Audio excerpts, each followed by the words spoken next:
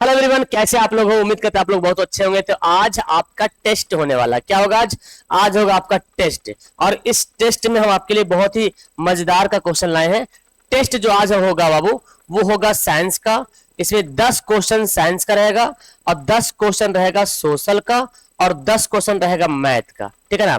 और तीनों मिला के रहेगा 30 क्वेश्चन। तो आज आपके लिए टारगेट है, मतलब लाइक करने तो टारगेट देते हैं आपको कितना लाइक करो, लेकिन आज आपका टारगेट है कि 30 में 30 सही करके दिखाना है। तो मैं समझूंगा कि आप बेस्ट तैयारी कर पा रहे हो, ठीक है ना। शुरू करते हैं और आपको पर क्वेश्चन के लिए ओनली 10 सेकेंड का टाइम दिया जाएगा, ठीक है ना। 10 सेकेंड के अंदर आपको सही करना है, ठीक है ना। 10 सेकेंड के अंदर सही करना। हम टाइमर भी यहाँ पे लगा देते हैं आपके लिए, ताकि आप यहाँ पे देख के उसके अंदर आपको सही कर देना है, ठीक है ना। हम वेट करेंगे 10 सेकेंड के अंदर। ओके, चलिए तो हम टाइमर को इधर रख लेते हैं ताकि मेरे को आसान होगा यहाँ पे करने के लिए। तो सबसे पहला सवाल आपके सामने हाजिर है, फटाफट रेडी हो जाइए और आपका टेस्ट शुरू होने वाला है। और देखते हैं कौन बंदा है जो 30 में 30 बनाता है। और जब सही कीजिएगा ना तो नीचे कमेंट बॉक्स में कमेंट कर दिएगा। इससे पहले कि मैं आपको बताऊं, मेरा मोबाइल नंबर नोट डाउन कर लीजिए, 8210423200। तो हमारा एक व्हाट्सएप ग्रुप है, उसमें भी आपको जोड़ देंगे। उसके अलावा जो आपको हमारे व्हाट्सएप में जो चैनल बन रहा है नया नया आजकल, उसमें भी आपको ऐड कर देंगे, ठीक है ना। तो वहां पे आपको बेनिफिट मिलेगा, पीडीएफ वगैरह आपको टाइम टाइम मिलते रहेगा और इन्फॉर्मेशन मिलते रहेगा। सबसे बड़ी बात, क्लास किस टाइम चलनी है वो आपको मैसेज मिलते रहेगा, ठीक है ना। तो आप जरूर आपसे व्हाट्सएप पे मैसेज करिए, हाई लिख करके क्लास लिखिए, नाम लिखिए और मैसेज कर दीजिए, ठीक है। चलो शुरू करते हैं अपना टेस्ट, पहले शुरू करते हैं और देखते हैं कौन है जो 30 में 30 लाता है। चलिए, और जिसका पहले आंसर आएगा लास्ट वीडियो के लास्ट में, उसको मिलेगा मेरा प्यारा सा दिल। चलिए, पहला सवाल है, कौन काबूर को विक्टर इमैनुअल ने किस पद पर नियुक्त किया था? टाइम स्टार्ट होगी आपका। कौन काबूर को विक्टर इमैनुअल ने किस पद पर नियुक्त किया था? तो जैसे हम न्यू क्वेश्चन लाएंगे ना, आपका टाइम शुरू हो जाएगा। जैसे नया क्वेश्चन लेंगे टाइम आपका शुरू हो जाएगा, टाइम आपका ऑफ हो गया। तो कौन काबूर को विक्टर इमैनुअल ने किस पद पर लाया था? प्रधानमंत्री पद पर जो है नियुक्त किया था। किसको? विक्टर इमैनुअल को। चलिए नेक्स्ट सवाल आपका, टाइम शुरू। देखिए शुरू हो गया। जालियांवाला बाग हत्याकांड किस तिथि को हुआ था? फटाफट बताइए, जालियांवाला बाग हत्याकांड किस तिथि को हुआ? इसमें टाइम आपको जरा भी नहीं लेना टाइम, और आपको बताना है कब हुआ था। देखिए आपको बताइए, फर्स्ट में देखिए टाइम ऑफ हो गया, आपका हो गया 13 अप्रैल 1919। 13 अप्रैल 1919 को जालियांवाला बाग हत्या कांड हुआ था। चलिए नेक्स्ट टाइम शुरू हो गया है। वल्लभ भाई पटेल को सरदार की उपाधि किस आंदोलन में दी गई थी? किस आंदोलन में दी गई थी? सरदार वल्लभ भाई पटेल को सरदार की उपाधि जो है किस आंदोलन में दी गई थी? टाइम ऑफ आपका हो गया भाई, क्योंकि ये आज आपका टेस्ट हो रहा है ना, आज आपका टेस्ट हो रहा है, टाइम नहीं लेना है। तो बारदोली सत्याग्रह में जो है सरदार वल्लभ भाई पटेल को सरदार की उपाधि दिया गया था, ठीक है ना। नेक्स्ट सवाल यहाँ पे देखिए क्या बोलता है। भारत के लिए पहला फैक्ट्री एक्ट कब पारित हुआ था? भारत के लिए पहला फैक्ट्री कानून जो है कब लागू हुआ था, कब पारित हुआ था? आपका टाइम देखिए यहाँ पे ऑफ होने वाला है। 10 सेकेंड मेरे ख्याल से बहुत ज्यादा आपके लिए है। कब हुआ था? 1888 में पहला फैक्ट्री एक्ट जो है लागू हुआ था। मुझे उम्मीद है कि सब सवाल धड़ाधड़ बन रहा होगा, है ना जी। चलिए अगला सवाल देखिए, टाइम शुरू होता है आपका और बोलता है पंजाब में भूमि निम्नीकरण का मुख्य कारण क्या है? मैथ में थोड़ा टाइम दिया जाएगा, डोंट वरी, इसमें थोड़ा बनाए। पंजाब में भूमि निम्नीकरण का मुख्य कारण क्या है? तो पंजाब में देखिए टाइम आपका ऑफ हो गया, आपका कमेंट आना मांगता अब तक। पंजाब में जो ना भूमि की कमी हो रही है, क्यों? वहां जो ना बहुत अधिक सिंचाई लोग करते हैं, वहां के जो किसान है ना खेती में सिंचाई बहुत ज्यादा करते हैं, पानी बहुत ज्यादा उसको देते हैं खेती को, इसलिए जो वहां पे भूमि का और निम्नीकरण हो रहा है वहां का, ठीक है। अगला सवाल, मरुस्थलीय मृदा का विस्तार निम्न में से कहां है? सवाल पढ़ करके तुरंत दिमाग में जवाब आंसर आ जाना चाहिए, तब समझे कि आप बेस्ट तैयारी कर पा रहे हो, ठीक है ना। तो बताइए, आपका टाइम देखिए ऑफ हो गया। मरुस्थलीय मृदा का विस्तार जो है कहां मिलता है? राजस्थान में मिलता है, यानी कि यहाँ बालू ही बालू, यहाँ पे मरुस्थलीय मृदा है, बालू ही बालू यहाँ पे, ठीक है ना। ऑप्शन बी हो जाएगा। नेक्स्ट सवाल देखिए, आपका टाइम शुरू होता है और ये यहाँ पे टाइम, बिहार में कितने प्रतिशत में वन का फैलाव है? और ये मत समझिए कि क्वेश्चन कोई अव्वा बउवा क्वेश्चन है, बहुत ही ज्यादा इंपोर्टेंट सवाल है, ठीक है ना। एकदम इंपोर्टेंट सवाल, एग्जाम में आया हुआ सवाल और आएगा, लिख के रख लो, आएगा एग्जाम में, ठीक है ना। बिहार में कितने प्रतिशत वन का फैलाव है? आपका टाइम बहुत ज्यादा हो गया, तो मात्र 7%। कहीं कहीं पे 7.1 भी देता है, 7 भी देता है, तो दोनों आपका राइट आंसर है, कोई दिक्कत वाली बात नहीं है। टाइम शुरू होता है नेक्स्ट क्वेश्चन के लिए कि सर्वोत्तम कोयले का प्रकार कौन सा है? सबसे बेस्ट कोयला, सबसे अच्छा कोयला कौन सा है? अब बताइए, टाइम आपका देखिए खत्म हो गया। चलिए, तो बोले सबसे बेस्ट कोयला कौन होगा? एंथ्रासाइट, पीट, लिग्नाइट या बिटुमिनस? सबसे बेस्ट कोयला जो होता है वो कौन होता है? एंथ्रासाइट सबसे अच्छा कोयला होता है। और सबसे घटिया कोयला आपसे पूछा जाएगा तो क्या हो जाएगा? पीट। ऐसे देखिए, पीट जो है सबसे घटिया कोयला होता है, ठीक है ना। चलिए, तो आप लोग टाइम से आंसर दे रहे। नेक्स्ट सवाल आपके लिए टाइम शुरू होता है। फाल्टा विशेष आर्थिक क्षेत्र कहां है? आपको ऐसा याद करना है कि ऑप्शन पढ़ने की जरूरत ना पड़े, ठीक है ना। और अगर ऑप्शन पढ़ेंगे तो टाइम लगेगा। तो आप याद कर रहे हो फाल्टा, फाल्टा कहां पड़ता है? पश्चिम बंगाल में पड़ता है। कहां? पश्चिम बंगाल में। सबसे ज्यादा फेमस कौन है? कांडला। कहां है? कांडला बहुत ज्यादा फेमस है बाबू, कांडला। और कांडला से सवाल पूछा भी है, फाल्टा से भी सवाल पूछा है। कांडला कहां पड़ता है? गुजरात में। कहां पड़ता है कांडला? कांडला जो है गुजरात में पड़ता है। ये ज्यादा फेमस है कांडला, और भारत का सबसे पहला यही है, कांडला ही था। ओके, यानी कि विशेष आर्थिक क्षेत्र पहला भारत का। अगला सवाल देखिए, शुरू होता है टाइम। महासागरों के तली में होने वाला कंपन को किस नाम से जाना जाता है? चलिए फास्ट में आंसर दीजिए। महासागर में जो भूकंप आता है उसको किस नाम से जानते हैं? टाइम आपका खत्म हो गया, ठीक है ना। किस नाम से जानते हैं? महासागर में जो भूकंप होता है ना उसको बोलते हैं सुनामी। क्या बोलते हैं उसको? क्या बोलते हैं उसको? सुनामी कहते हैं। क्या कहते हैं? सुनामी कहते हैं। तो मुझे उम्मीद है कि आपने साइंस सोशल में 10 में 10 फोड़ दिया है, और 10 सेकेंड के अंदर पर सवाल आपने फोड़ा होगा, ठीक है ना। तो हम आपका कमेंट देखेंगे तब मुझे पता चले कि कौन कितना फोड़ रहा और किसका कमेंट पहले आएगा वीडियो के लास्ट में, ठीक है ना। चलिए नेक्स्ट सवाल, अब आपका साइंस का शुरू होता है। टाइम शुरू। अच्छा, इसमें मैथ का है तो मैथ में आपको मिलेगा 30 सेकंड, ठीक है ना। मैथ में 30 सेकंड का टाइम देंगे क्योंकि मैथ थोड़ा सा हल्का से बनाना पड़ेगा आपको, है ना। चलिए, तो 30 सेकंड वेट करेंगे। 5 + 3√2। कुछ कुछ मैथ तो ऐसा है कि आप शायद 5 सेकंड में या 10 सेकंड में बना दीजिएगा। 5 + 3√2 कौन सा संख्या होगा? देखिए, तो 5 क्या है? परिमेय, 3 परिमेय, और ये क्या है? अपरिमेय है। आपको पता है परिमेय और अपरिमेय मिलने के बाद हमेशा अपरिमेय हो जाता है। आपका टाइम यहाँ पे ऑफ हो गया, ठीक है ना। तो ये क्या कहलाएगा? अपरिमेय कहला जाएगा। क्या कहलाएगा? अपरिमेय कहलाएगा। 30 सेकंड का आंसर आपको मैथ का आंसर दे देना है, ठीक है। चलिए नेक्स्ट सवाल शुरू होता है। टाइमिंग भी शुरू है। कौन अभाज्य संख्या है? तो मेरे ख्याल से नहीं लगता कि इसमें आपको 30 सेकंड का टाइम लगेगा। बोलिए, नहीं लगेगा ना? बिल्कुल नहीं लगेगा सर, क्योंकि इसको तो पढ़ते ही हम ऑप्शन देके खटाक से आंसर लगा देंगे, टिक। तो कौन सा भाई? देखो यहाँ पे सबसे पहली बात देखो, 28 14 दूना 28 है ना, और 13 69 भी कटेगा 3 से, 9 6 15 3 से कट जाएगा, 6 3 9 ये भी 3 से कटेगा, ये 3 से नहीं कटेगा। अच्छा, टाइम भी आपका था बाकी ना, मैंने पहले बता दिया। चलो टाइम यहाँ पे खत्म आपका हो गया। तो देखिए 71 आपका सही आंसर हो गया। मुझे उम्मीद है सारे बच्चों ने एकदम धड़ा आंसर मार दिया होगा 71, ठीक है ना, क्योंकि 71 किसी से नहीं कटता है। अगला सवाल, टाइम शुरू। देखिए क्या बोलता है, किस परिमेय संख्या का दशमलव प्रसार शांत होता है? तो इसमें थोड़ा सा देखना पड़ेगा। अब ये आपका 30 सेकंड जो काम आने वाला है, ठीक है ना। बताइए किस परिमेय संख्या का दशमलव प्रसार शांत होता है? शांत देखिए किसमें होगा? तोड़िए, देखिए 15 तोड़ेंगे 3 × 5 में टूटेगा ना, तो नीचे तो 3 आ गया। पहले तो तुम्हारा आंसर देख लेते हैं किसका क्या आंसर आता है। ओके चलिए, आपका टाइम ऑफ होने वाला है। फास्ट फास्ट फास्ट फास्ट, चलिए फास्ट आंसर दीजिए। टाइम आपका खत्म हो गया। ओके देखिए 15 को तोड़ेंगे 3 × 5, तो 3 नहीं आना चाहिए ना। आपको मैंने बोला P/Q के रूप में बनाइए, और Q को जो है 2, Q का फैक्टर 2 ही आए या 5 आए या 2 और 5 आए, तभी होगा शांत। अब देखिए 60 है ना, तो 12 × 5 = 60, लेकिन 12 को तोड़िएगा तो 4 × 3 = 12, तो 3 आ गया ना। यहाँ पे 3 नहीं आना चाहिए, 2 और 5 ही आना चाहिए। यहाँ देखो 7 × 5 = 35, ये भी नहीं होगा, तो हमारा ऑप्शन होगा बी वाला होगा बाबू, है ना। 160 को तोड़िए तो 2 × 80 होगा, 80 को तोड़िए तो 2 × 40 होगा, 40 को तोड़िए तो 2 × 20 होगा, 20 को तोड़िए तो क्या होगा? 2 × 5 होगा। देखिए 2 2 5, 2 5 में है ना, तभी कहलाएगा शांत, ठीक है। चलिए अगला सवाल, यहाँ पे टाइम शुरू। ये तो बड़ा आसान सवाल है सर, ये तो बिना देर किए बना देंगे। बिंदु P और -5 जो दिख रहा का भुज कौन होगा? भुज बताना है। भुज, भुज और कोटि आपने पढ़ा, अच्छे तरीके से पढ़ा है। भुज कोटि आपको पता है इसको क्या बोलते हैं? इसको एक्स एक्सिस बोलते हैं, एक्स अक्ष बोलते हैं, इसको क्या बोलते हैं? वाई अक्ष बोलते हैं, ठीक है ना। तो जल्दी से फटाफट आंसर दीजिए आप लोग, और देखते किसका पहले आंसर हमारे पास आता है। ओके चलिए एकदम लास्ट एंड फाइनल कमेंट कीजिएगा, अभी लाइव में कमेंट कीजिए।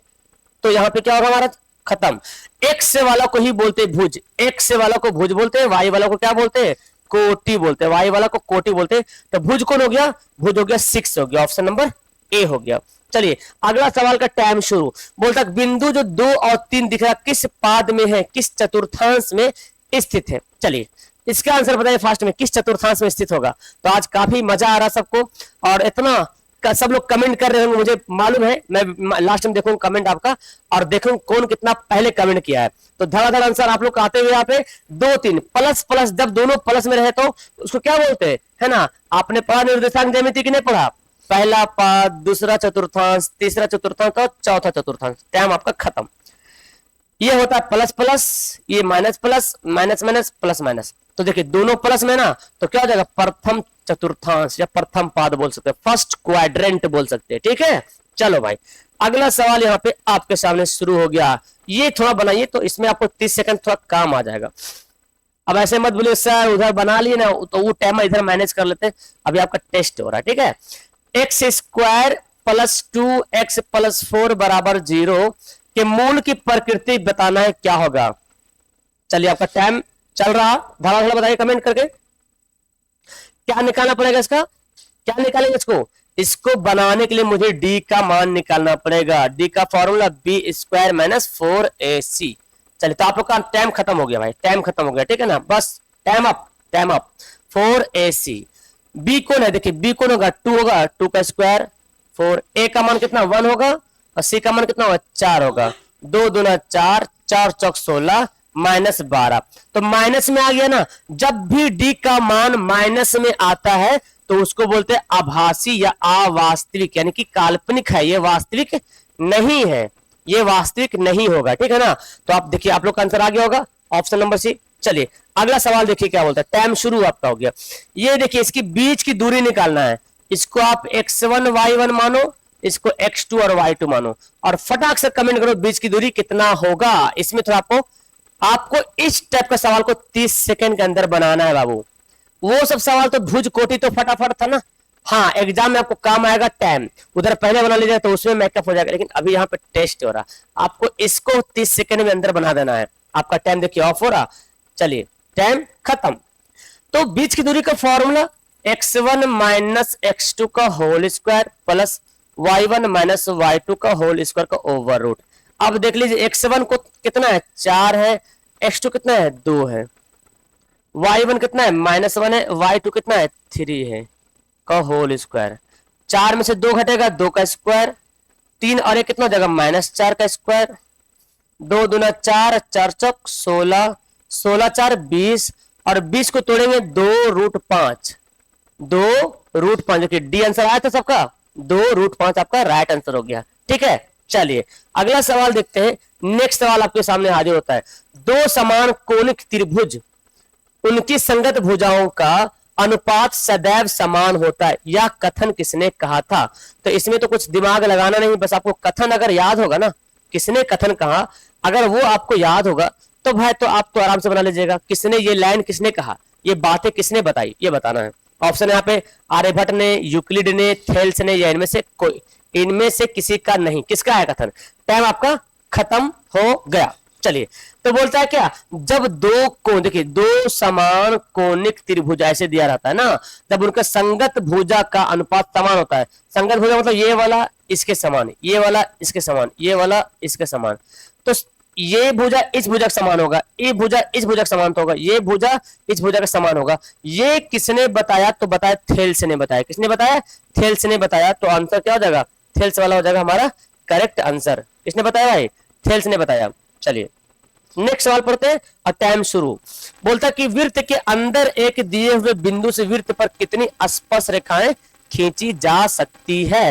हालांकि इस सवाल को आपको कलम जलाने की जरूरत नहीं है कि कलम चलाएंगे तो बनाएंगे, लेकिन आप यूं ही इस लाइन को पढ़ के आप बना सकते हो अगर आपने ध्यान से चैप्टर को पढ़ा होगा तो। और मैंने कई बार बताया आपको। चलिए तो ऑप्शन देखिए 3 2 1 0। देखिए आपका 30 सेकंड होने वाला भाई, ठीक है ना। ऐसे ही सवाल आएगा एकदम उड़ा देने का, ठीक है। चलिए टाइम खत्म। तो बोलता कि क्या एक वृत्त के अंदर एक दिए हुए बिंदु, तो एक वृत्त के अंदर ले लिए और कहीं पे एक बिंदु ले लो। वृत्त के अंदर, वृत्त पर नहीं लेना है, वृत्त पर नहीं बोल रहा, वृत्त के अंदर कहीं पे ले लो, मान लो यहाँ पे ले लिए। तो हम ऐसे क्या स्पर्श रेखा खींच सकते हैं, देखिए ऐसे खींचेंगे तो इसको हम स्पर्श रेखा नहीं बोल सकते ना। अगर हम ऐसे खींचते हैं तो हम इसको स्पर्श रेखा नहीं बोल सकते ना, इसको हम स्पर्श रेखा बोल सकते हैं ना, नहीं बोल सकते, इसको हम स्पर्श रेखा नहीं बोल सकते क्योंकि ये तो प्रतिच्छेद कर दिया ना, लिखा हुआ है प्रतिच्छेद कर दिया, इसको बोलते हैं छेदक रेखा। क्या बोलते हैं? छेदक रेखा बोलते हैं। स्पर्श रेखा किसको कहते हैं भाई? तो अगर एक वृत्त है और एक वृत्त के एक बिंदु से अगर स्पर्श करते जा रहा तब इसको बोलेंगे स्पर्श रेखा। ये तो बीचों बीच काटते हुए निकल जा रहा तो एक भी स्पर्श रेखा नहीं हो सकती है, जीरो। क्या होगा? जीरो होगा। क्लियर? चलिए, तो सबने आंसर दे दिया। टाइम शुरू अगला सवाल के लिए। अब उसके बाद साइंस आएगा, साइंस के लिए रेडी हो जाएगा। समांतर श्रेणी का 10वां पद निकालिए। देखिए इस सब सवाल को 30 सेकंड के अंदर आपको बनाने की कोशिश कर लेना है, ठीक है ना। बाकी सवाल तो आप फटाफट बना लेते हैं आराम से, 5 सेकंड में 10 सेकंड में आप आंसर बता देते हैं, ठीक है। चलिए तो बताइए 10वां पद क्या होगा? फास्ट टाइम बताइए 10वां पद क्या होगा? 10वां पद कैसे निकालेंगे? टाइम आपका खत्म होने, ऑप्शन देखिए 24, 26, 28, 30। क्या होगा बोलिए? इसका आंसर क्या होगा? इसका आंसर क्या होगा? टाइम खत्म आपका। तो 10वां पद का फॉर्मूला Tn बराबर a plus n minus 1 into D, है ना। a का मान कितना? 8 है। ओके, शुरू वाला a कहलाता है। n कितना? 10 है ना। nवां पद मतलब 10 हो गया, 10 माइनस 1। और d क्या होता है? 8 में से 10 में से 8 घटाइए, पिछला वाला में से पहला वाला को घटा देना है। 10 में से 8 घटाएंगे तो 2 आएगा, 2 लिख देंगे। 10 में से 1 घटेगा 9, 9 गुना 2, 9 दूना 18, 18 8 कितना हो गया? 26 हो गया। तो ऑप्शन बी आया था सबका, 26 हो गया। अब इसके बाद साइंस का क्वेश्चन आने वाला है और साइंस में वही 10 सेकंड का टाइम ले। चलो 15 सेकंड टाइम लेते हैं, 15 सेकंड है ना, 15 सेकंड साइंस में, ठीक है। चलो 15 सेकंड। मुझे पता है सोशल में तुम लोग बहुत ज्यादा माहिर हो, साइंस थोड़ा सा उससे कम है और मैथ तो और ही थोड़ा मेहनत लगता है बनाने में। सोशल धड़ा जल्दी से याद हो जाता है ना। चलिए साइंस का शुरू करता है, 15 सेकंड का टाइम। सबसे पहला सवाल, निम्न में से किस दर्पण की फोकस दूरी धनात्मक होती है? सवाल को पढ़ करके दिमाग में जवाब आना चाहिए, तब हम समझेंगे यू आर गोल्ड, ठीक है ना। बताइए, देखिए टाइम आपका खत्म होने वाला, टाइम खत्म हो गया। बोला गया क्या? किस दर्पण की फोकस दूरी धनात्मक होती है? पॉजिटिव किसका होता है? देखिए उत्तल दर्पण की फोकस दूरी धनात्मक होती है और अवतल दर्पण की फोकस दूरी ऋणात्मक होती है। इसको एकदम दिमाग में समा लीजिए, दिमाग में घुसा लीजिए भाई, कि उत्तल दर्पण की फोकस दूरी धनात्मक होगा और अवतल दर्पण की फोकस दूरी ऋणात्मक होगा। अच्छा, उत्तल लेंस भी बोलेगा तो भी धनात्मक होगा, अवतल दर्पण उत्तल अवतल लेंस बोले तो भी ऋणात्मक होगा। क्लियर? चलिए, तो सबने आंसर बता दिया। आइए सवाल शुरू होता है नेक्स्ट। वायुमंडल में प्रकाश का कौन सा वर्ण अधिक प्रकीर्णन होता है? प्रकीर्णन मतलब फैलता है। कौन सा रंग है जो ज्यादा फैलता है? टाइम आपका खत्म होने वाला है, बताइए कौन सा रंग है? चलिए टाइम खत्म। 15 सेकंड बहुत टाइम है ना, बहुत टाइम मेरे ख्याल से लग रहा। तो बोले वायुमंडल में प्रकाश का रंग जो है सबसे ज्यादा फैलता कौन सा कलर है? आपको पता है प्रकाश का कलर ज्यादा फैलता वो कौन है? नीला कलर फैलता है। और इसी की वजह से जो है ना हमको आसमान हमको नीला दिखाई पड़ता है। इसी की वजह से नीला कलर फैलने के बाद ज्यादा नीला दिखाई पड़ता है, ठीक है ना। अगर आपसे पूछा जाए तरंगदैर्घ्य किसका ज्यादा है? तरंगदैर्घ्य, तो तरंगदैर्घ्य ज्यादा किसका है? तरंगदैर्घ्य जो है लाल का ज्यादा है, बैंगनी का कम होता है। ओके, चलिए अगला सवाल के लिए टाइम शुरू। विद्युत आवेश का एसआई मात्रक क्या होता है? ऑप्शन वोल्ट, ओम, एम्पियर, कूलाम। विद्युत आवेश का एसआई मात्रक क्या होता है? फटाफट कमेंट कीजिए कि विद्युत आवेश का एसआई मात्रक क्या होता है। टाइम आपका देखिए खत्म होने वाला है। चलो तो 20 सेकंड टाइम कर देते हैं क्योंकि बहुत जल्दी टाइम खत्म हो जाएगा आपका। चलो ठीक है, 20 सेकंड भी खत्म हो गया। विद्युत आवेश का एसआई मात्रक क्या होगा? कूलाम हो जाएगा। क्या हो जाएगा? कूलाम आपका राइट आंसर हो जाएगा, ठीक है। नेक्स्ट सवाल पढ़ते हैं। निम्न में से कौन सा, देखिए यहाँ पे टाइम शुरू, निम्न में से कौन सा संबंध सत्य है? कौन सा संबंध जो सही है, कौन सा रिलेशन सही है? और इसमें आपको क्या पढ़ना है? ओम का नियम का यहाँ पे फॉर्मूला दिया हुआ है। अब बताओ, देखो ओम का नियम क्या पढ़ा आपने? टाइम तो ऑफ होने दो। देखिए V बराबर I बटे आर, V बराबर R बटे आर, V बराबर आई आर, V बटे बराबर आई आर स्क्वायर। तो टाइम आपका खत्म। V बराबर आई आर, ये तो ओम का फॉर्मूला होता है और ऐसे तो सवाल पूछता है एग्जाम में। घबराते क्यों हैं आप लोग? घबराइए मत, एग्जाम में ऐसे सवाल आएगा, घबराना नहीं है। सवाल है कौन सा स्वच्छ ऊर्जा है? स्वच्छ ऊर्जा जिससे पॉल्यूशन नहीं होता है। कोयला, लकड़ी, प्राकृतिक गैस, इनमें सभी। शौक छोड़ता कौन है? देखिए फटाफट आंसर बताइए।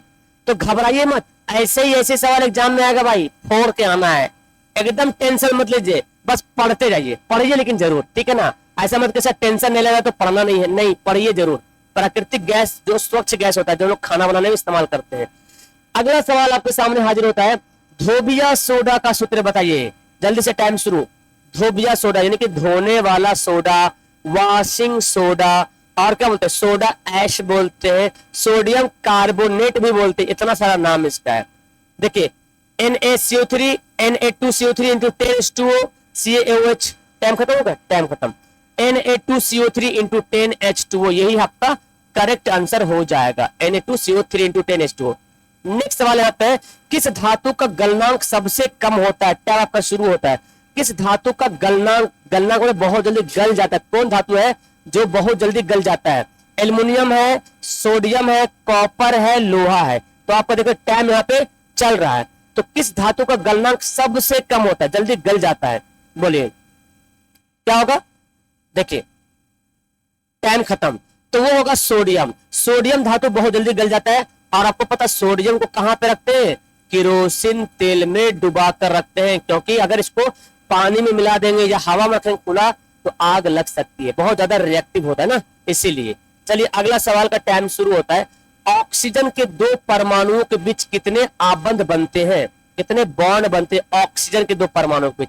तो मैं यहाँ पे लिखता हूं पहले, ऑक्सीजन का दो परमाणु के बीच कितना बॉन्ड बनेगा। उसी प्रकार नाइट्रोजन के दो परमाणु के बीच कितना बॉन्ड बनेगा, उसी प्रकार हाइड्रोजन के दो परमाणु के बीच कितना बॉन्ड बनेगा। ये तीनों आता सवाल आपको बताना है, टाइम खत्म।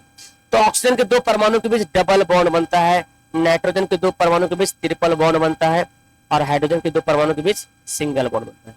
तो ऑक्सीजन है तो क्या होगा? द्विआबंध हो जाएगा। क्या हो जाएगा? द्विआबंध। क्लियर है? चलिए अगला सवाल यहाँ पे देखिए क्या बोला गया, स्वपोषी पोषण के लिए आवश्यक है। स्वपोषी पोषण किसको बोलते हैं? जो अपना भोजन खुद बनाते हैं, उसको क्या चाहिए? टाइम शुरू। पर्णहरित चाहिए, सूर्य का प्रकाश चाहिए, पर कार्बन डाइऑक्साइड चाहिए, तो इनमें से सभी चाहिए। क्या होगा? जल्दी बोलो क्या होगा इसका राइट आंसर? खत्म खत्म खत्म, इनमें से सभी। यानी कि पौधे को भोजन बनाने के लिए क्लोरोफिल भी चाहिए, प्रकाश भी चाहिए, कार्बन डाइऑक्साइड चाहिए और जल भी चाहिए। तीनों रहेगा तभी, चारों रहेगा तभी ये भोजन बना पाएगा।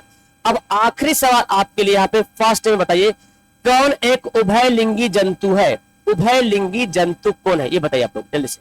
उभयलिंगी जंतु, उभयलिंगी जंतु कहते हैं जिसमें दोनों लिंग मौजूद होता है, स्त्री का लिंग और पुल्लिंग का लिंग, यानी कि मादा और नर जनन अंग दोनों मौजूद होता है, ठीक है ना। उसको द्विलिंगी भी कहते हैं, हाँ इसको द्विलिंगी भी बोल सकते हैं। उभयलिंगी द्विलिंगी कौन हो जाएगा?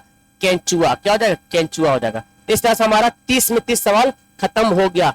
30 क्वेश्चन में हम नीचे लिखते हैं बटा, अब ऊपर में आपको भरना कि आपने कितना सही किया, ये आपको यहाँ पे भर देना है, आपको यहाँ पे भरना है, ठीक है ना।